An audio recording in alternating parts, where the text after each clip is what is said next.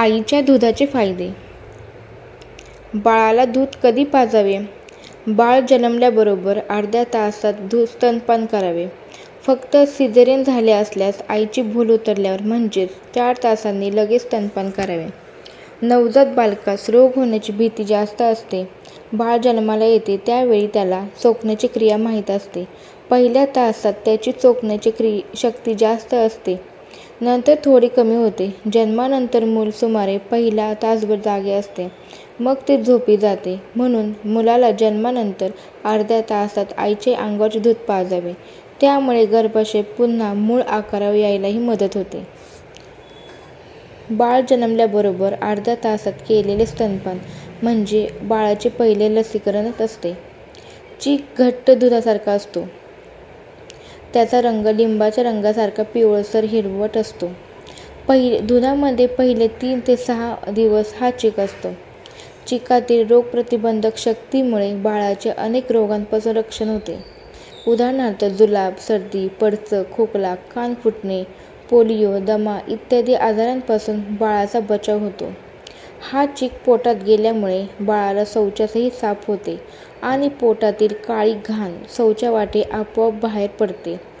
चीक जरी घट्ट असला तरी तो पचायला हलका असतो. या चिकामुळे आतड्यात पाचक रस तयार होण्यासही मदत होते. चीक व दुधातील अन्न घटक बाळाला पोषक ठरवतात. तरीही काही माता तो चीक काढून टाकतात, ते चुकीचे आहे. तसेच काही माता 3 दिवस बाळाला पाजतच नाही, तेही अगदी चुकीचे आहे. आईच्या दुधाचे होणारे फायदे. आईचे दूध हाच बाळाचा सर्वात उत्तम आहार असतो. आईचे दूध निर्जंतुक असते. आईच्या दुधात प्रथिने, स्निग्ध पदार्थ तसेच जीवनसत्वे, क्षार आणि रोगप्रतिबंधक घटक असतात. म्हणून आईच्या दुधाची तुलना इतर कुठल्याही दुधाशी होत नाही. आईचे दूध पचायला हलके असते. बाळाच्या वाढीत जरूर असणारे सर्व पोषक घटक योग्य त्या प्रमाणात असतात. आईच्या दुधाचे तापमान बाळास योग्य असते. मुख्य फायदा म्हणजे स्तनपानामुळे आई व मुलात शारीरिक आणि भावनिक नातेही निर्माण होते. त्यामुळे परस्परातील प्रेम, वात्सल्य वाढते. आईचे रोज स्वच्छ आंघोळ करून स्तनपान वेळेवर करणे गरजेचे असते. बाळाला स्तनपान दिल्याने त्याच्या चोखण्यामुळे दूध तयार होण्यास मदत होते. दूध पिऊन झाल्यावर मुले कधीकधी उलटी का करतात?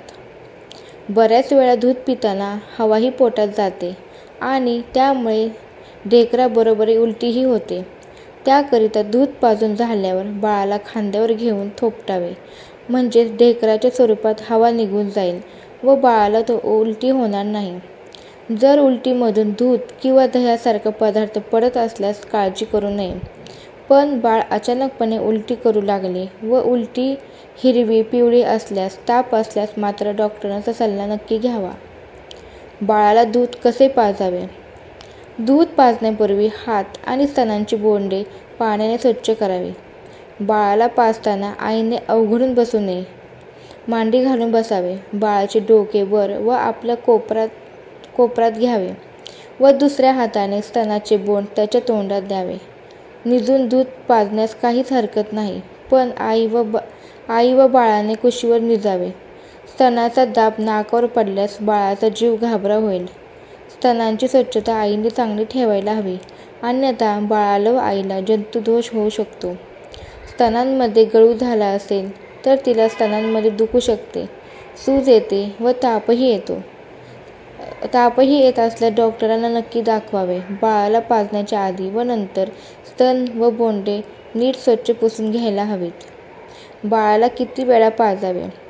बाळाला त्याच्या भुकेप्रमाणे पाजावे. आईला भरपूर दूध येत असेल तर बाळ पोटभर दूध पिऊन झोपते. स्तनात उरलेले दूध काढून टाकावं, नाहीतर स्तनात गाठ होऊन स्तनात सूज येते व त्यामुळे बाळाला दूध पाजण्यास अडथळा निर्माण होतो. प्रत्येक स्तनातून 10 मिनिटे दूध पाजावे. बाळाची शांत झोप हे पोटभर दूध पिऊन झाल्याचे लक्षण समजते. बाळाला किती दिवस अंगावर पाजावे? बाळाला जास्तीत जास्त दिवस अंगावर पाजावे. पहिले 6 महिने तर आईचे दूध हेच बाळाचे अन्न व पाणी असते. पण निदान बाळ 1.5 ते 2 वर्षाचे होईपर्यंत त्याला अंगावर पाजावे. अंगावर पाजणाऱ्या आईने स्वतः आहाराची काळजी घेतली पाहिजे. तिच्या जेवणात पालेभाज्या, दूध, फळे, मोड आलेली कडधान्ये ह्या गोष्टी असायला पाहिजे. बाळ आनंदी असेल, त्याला शी व्यवस्थित होत असेल व झोपही चांगली येत असेल तर त्याला पुरेसे दूध मिळत आहे असे समजावे.